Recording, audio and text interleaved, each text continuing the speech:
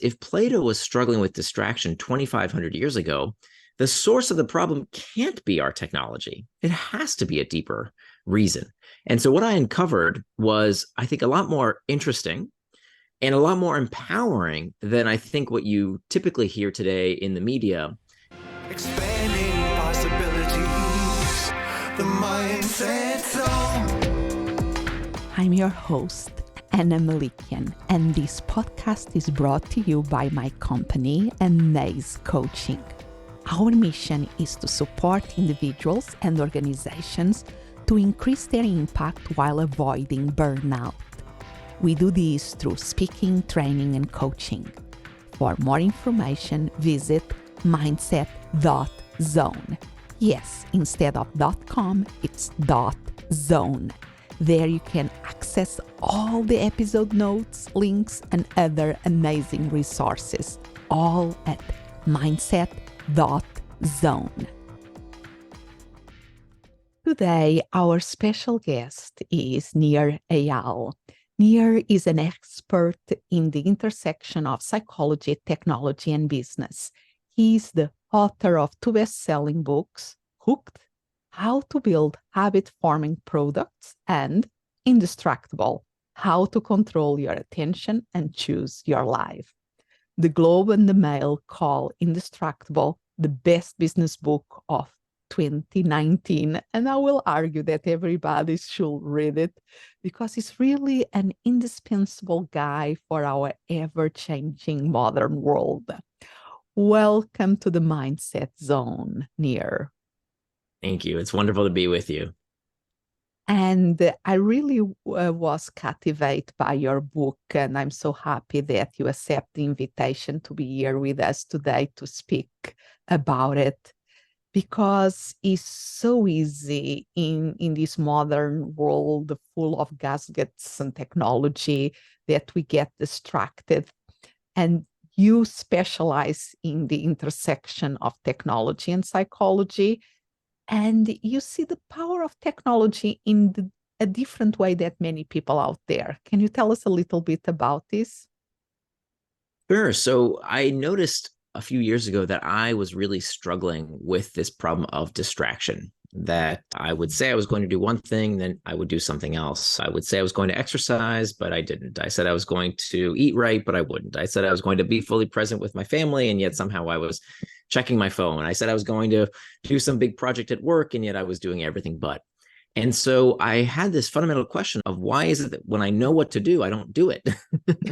And I started researching this question, first starting with kind of the popular books out there that claim to solve the problem of distraction.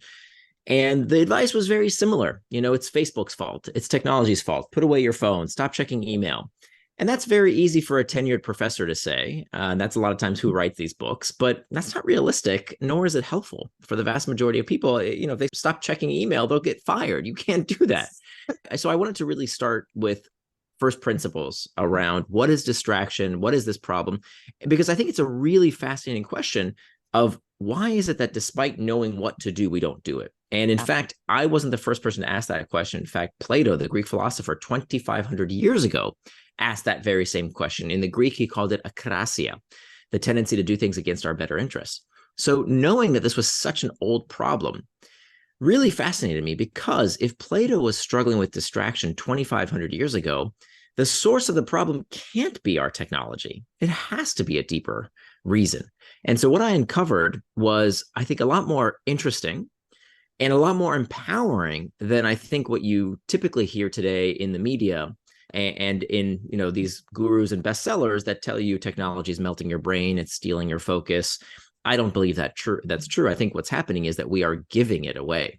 And so what I want to help people do is to empower themselves with the agency to choose their life, essentially. The subtitle of my book is Control Your Attention and Choose Your Life, because I don't think there's any skill that's more important than the ability to control your attention.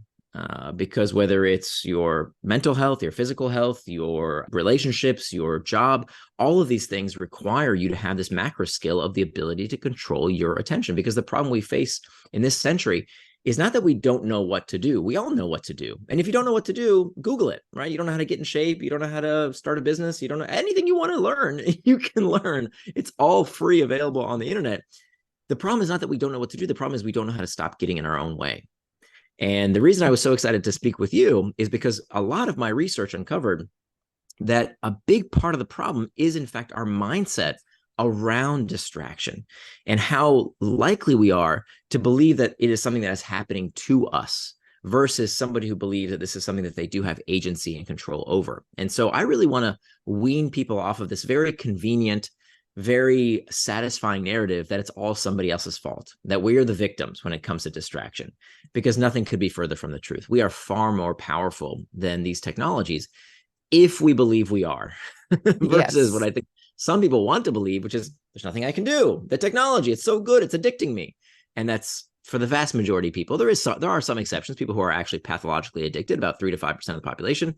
But for the vast majority of us, 95, 97% of the population, we're not addicted, we are distracted. Love it. And that is how our beliefs determine the way we see the world, and limiting us or expanding our possibilities. And I love also the emphasis that you give to the power of words and the use of images that you do in the book too, because when you're speaking about the Greeks and that, when you are giving the overview in the beginning chapters, you have that image of one side is distraction, actions that move us away from what we really want. And the other side is traction, actions that move us towards what we really want.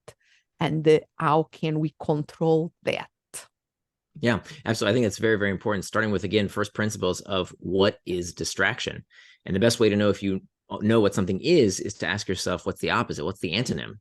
And if you ask people what's the opposite of distraction, most people will say it's focus. I don't want to be distracted. I want to be focused. But that's not true.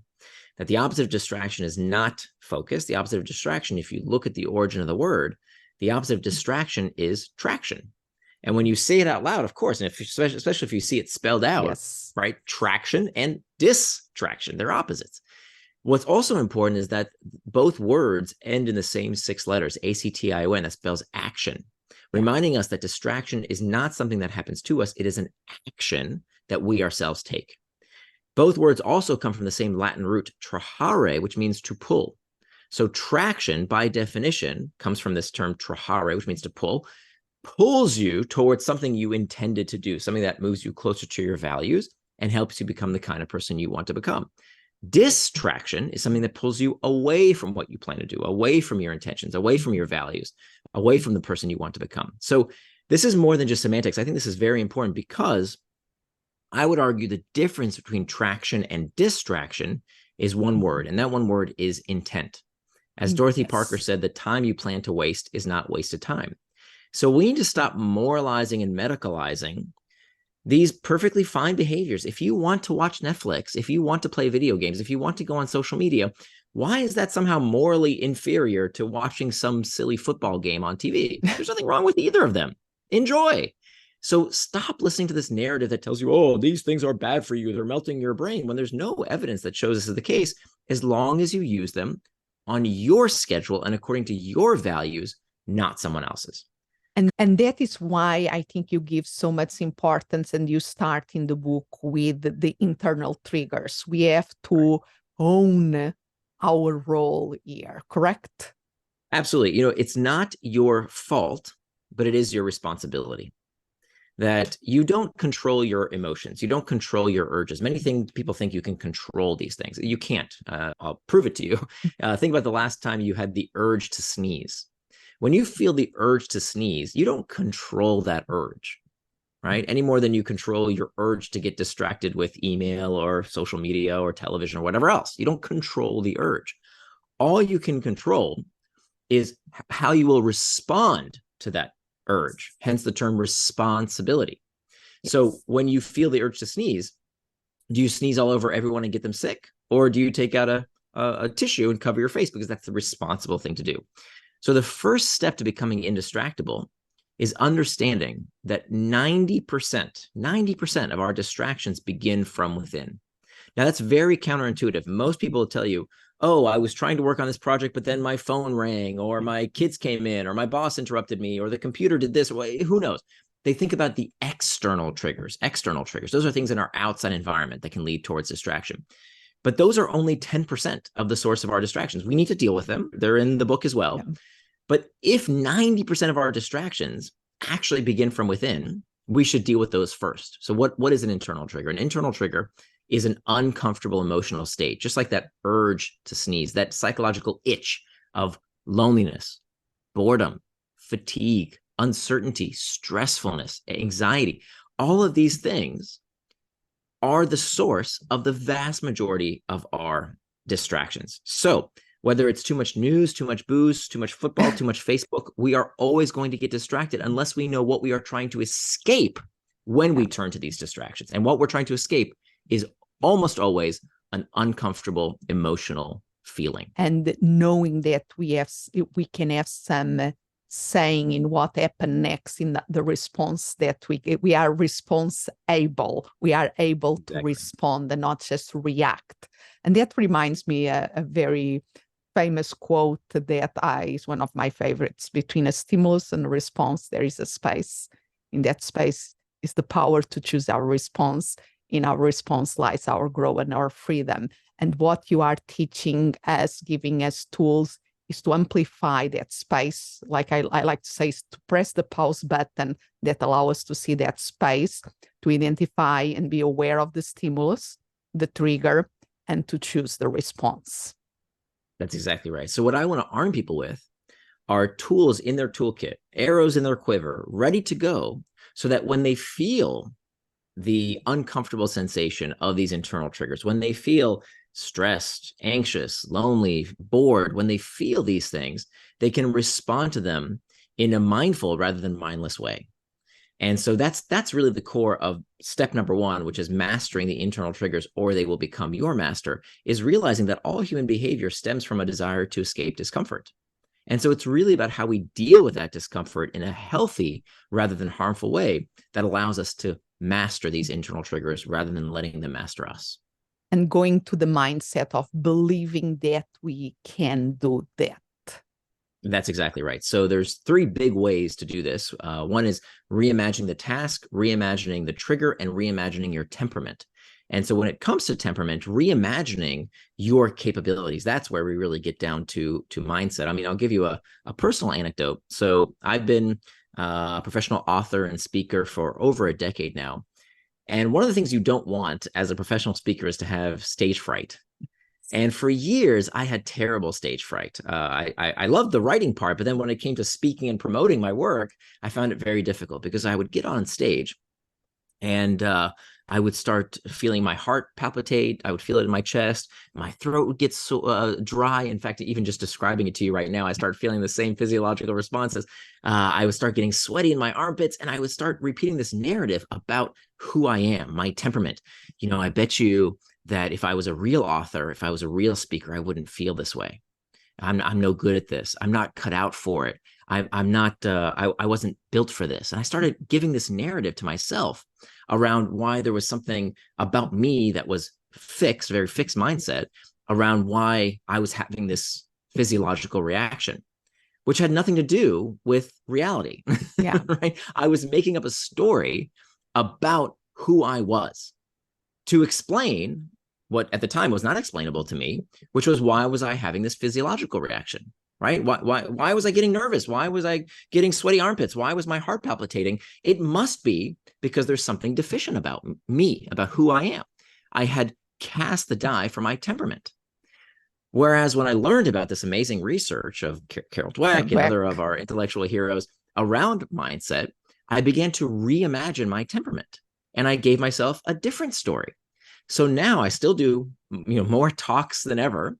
But now when I feel those same physiological responses, by the way, which never went away, I still feel those same physiological responses. I still get nervous. I still get a dry throat. I still get my heart beating in my chest. But the story's different. Yeah. Now, before I get on stage, I tell myself, oh, you see, my heart is pumping quickly, because it is sending as much oxygen to my brain as needed in order to deliver my best presentation. So I completely changed that narrative. And now I don't respond with fearfulness and anxiety to that physiological response. I respond with glee. I'm happy that my body is responding this way. So this is one of those critical things that any of us can do to reimagine our temperament. Now, how do we bring this back to distraction? One of the things that we hear all the time in the traditional media these days is that technology is addicting everyone and it's hijacking our brains. And you see books and gurus talking about this because, look, the first rule of journalism school, I went to journalism school. The first rule of journalism school is if it bleeds, it leads. Yes. And so the media wants to scare you.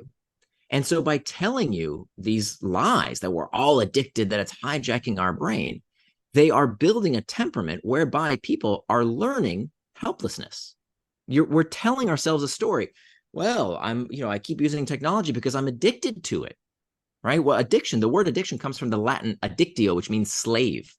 Wow. So when we believe we are enslaved, when we believe that our brains are hijacking is what those bastards did to us on 9/11. Yeah. It's not, oh, I like to play Candy Crush, right? But we start believing this. It becomes part of our temperament. We are addicted. It's who we are, right?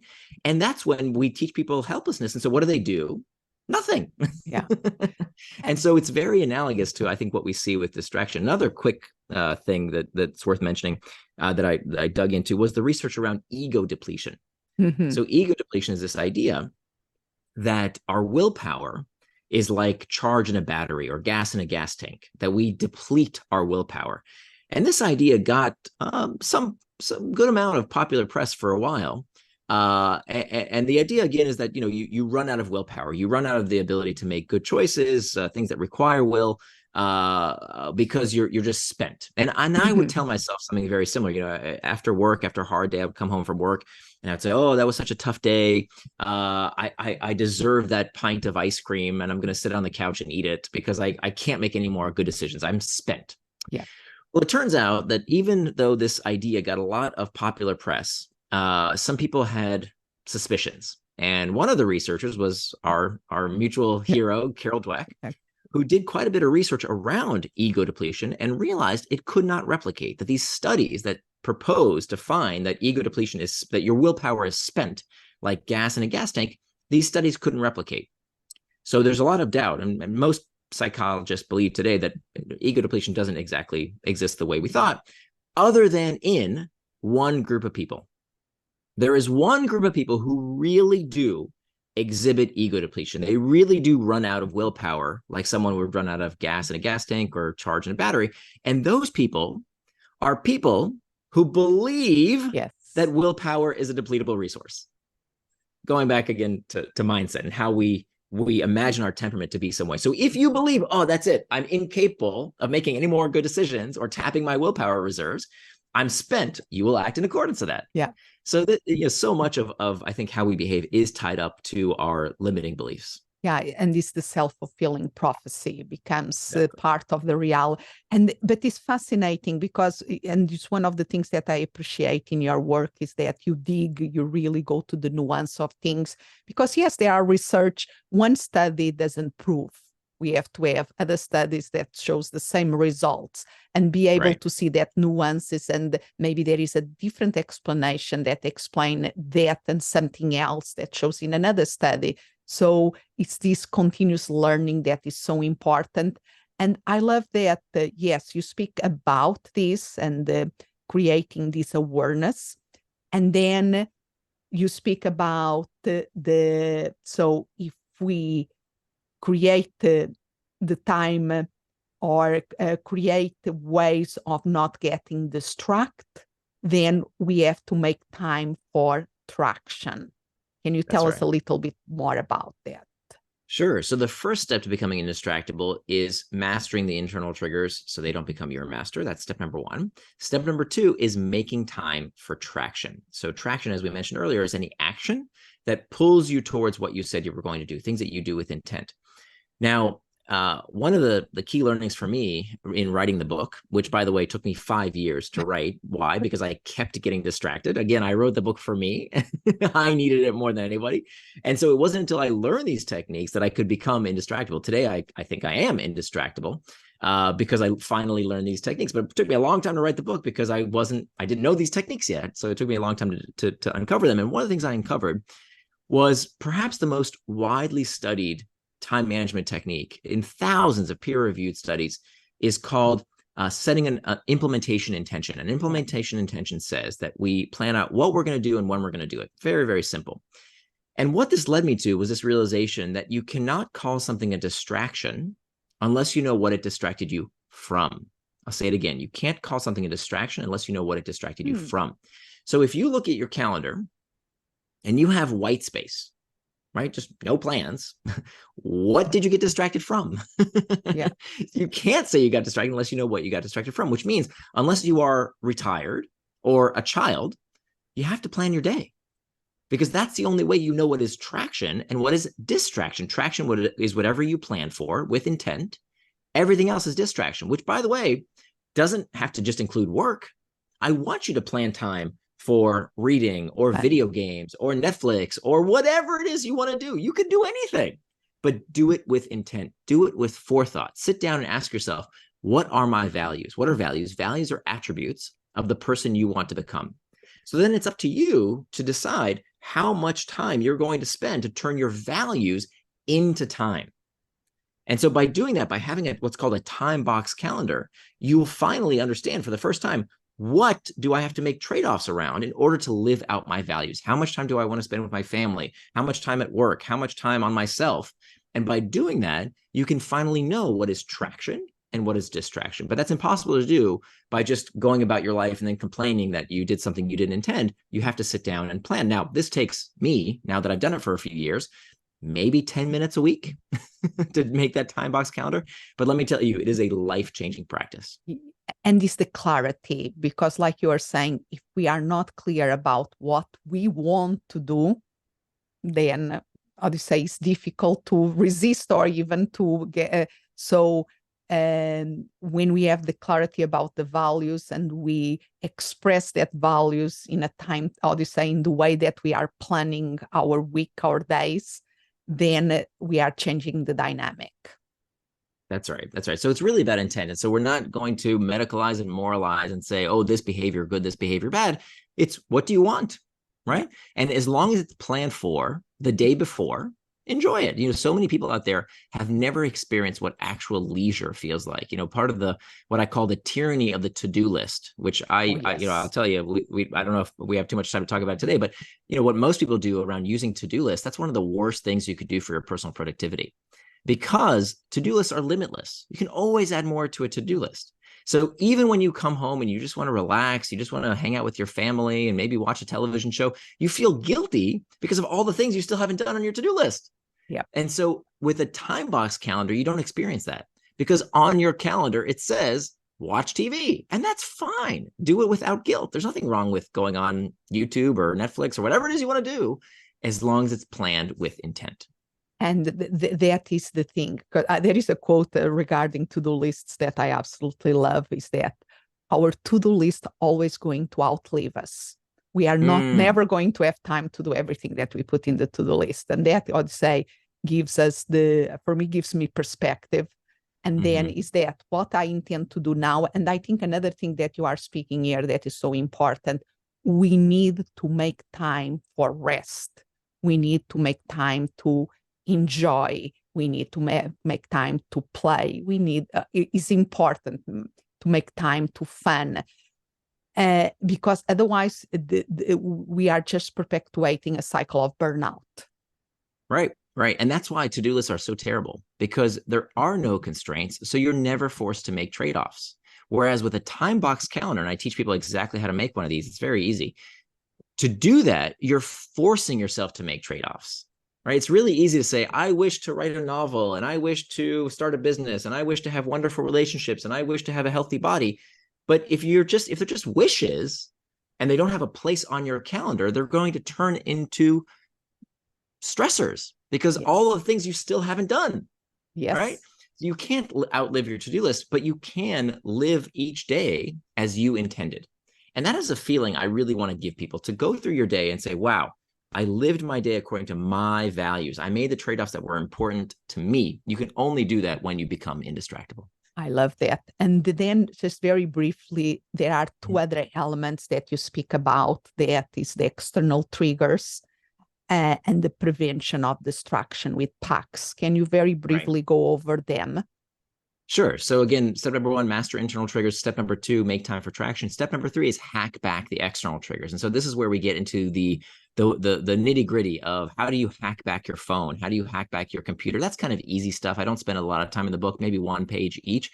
What I do get into is the distractions that we don't think we can conquer, which take up a ton of our time. For example, meetings. How many meetings are called superfluously? How many emails do we never need to get or send? So I walk through systematically all of these external triggers. Kids, right? If you work from home, we love our kids to death, but they can be a huge distraction when we need to work. So what do we do about all these external triggers? So I show you step by step how to hack back each and every one of these external triggers. And then the last step to becoming indistractable is to prevent distraction with pacts. Pacts are the firewall against distractions, the last line of defense. And there are 3 kinds of pacts: price pacts, effort pacts, and identity pacts. And the identity pack is the one I think you're most aligned with, because when it turns out that when we form some kind of pact with ourselves about our identity, when we begin to identify ourselves as a noun rather than a verb, we are much more likely to reach our goals. Now, what does that mean? There was a very famous experiment where they called people and they said, are you planning to vote? That was one condition. Or are you a voter? Very simple change. One is noun, are you a voter, versus verb, are you planning to vote? And it turns out that the people who were asked, are you a voter, were far more likely to actually go vote. And so what this implies, and this actually goes back to the psychology of religion, is when we have an identity, when we call ourselves, for example, a devout Muslim, doesn't debate with themselves, oh, should I have a bacon sandwich, right? A devout Muslim does not eat pork. It is who they are, right? So when you have that identity, that moniker, whether it's I'm a vegan, I'm a whatever, when you have a moniker, you become much more likely to make that pact with yourself and do what you said you're going to do. Hence, that's why the book is titled Indistractable. Indistractable is meant to sound like indestructible. It's who you are. It is an identity. And is it so strange to say, you know what? I don't respond to every ping and ding within 30 seconds. That's not who I am. I'm indistractable. Or I do certain practices that maybe they're a little unusual, but that's who I am. I'm indistractable. Is that so different from someone who says, I choose not to eat meat because I am a vegetarian? Not so different. And so that's really the movement we need to create. We need to create this movement very similar to what was done for something far more addictive, which was cigarettes. So I remember in the 1980s when, back when I grew up in the early 80s, everybody had an ashtray in their house. Whether you smoked or not, everyone. It was rude not to have an ashtray in your home, because when people came over, they just expected to be able to smoke in your living room. Today, you wouldn't imagine someone would do that. That would be incredibly rude for someone to light up a cigarette in your home. And I remember when my mother, someone came over to our house, and my mother threw away the ashtrays one day. And when someone was about to light up a cigarette, she said, no, I'm sorry. We are non-smokers. If you would like to smoke, feel free to do so outside. And that identity of saying we are non-smokers, that's different. It's a little weird. And the person was shocked. Her friend would, how could you tell me to go smoke outside? Of course, now it's the norm. So we have to do that with our technology as well. We have to proclaim, I'm indistractable. That's who I am. I'm not going to go to a lunch and use a device, or be okay with someone using their device in front of me if we're together for a meal, right? That's my culture, right? That's my identity. And so these identity packs can be very, very powerful when it comes to becoming indistractable. Love it. And goes to the beliefs becoming core beliefs and becoming part of our identity. Love this. So we are running out of time here today, but how can people, besides going and get the book and read the book or listen in Audible, that is a great, you did a great work with Audible audio book, how they can learn more about you and about your work? Sure. So my website is nirandfar.com. Nir is spelled like my first name. So that's Nir and far.com. And if you go to Indestructible.com, there's actually a free 80-page workbook that you can download, completely complimentary. We couldn't fit it into the final edition, so we decided to give it away for free. And that's at Indestructible. That's spelled I-N, the word distract, A-B-L-E, Indestructible.com. Yes. Thank you so much. My pleasure. Thank you. Expanding possibilities, the mindset zone. Thank you for listening. And remember to follow this podcast. And if you're listening in Apple Podcasts, please leave us a review. That really helps us spread the word about the Mindset Zone. Also visit mindset.zone. Yes, instead of .com is .zone. There you can find amazing resources and more information about my speaking and how I support purpose-driven individuals and organizations increase their impact while preventing burnout. As always, I'm so grateful you are here. Expand what's possible for you, for the ones around you, for the world.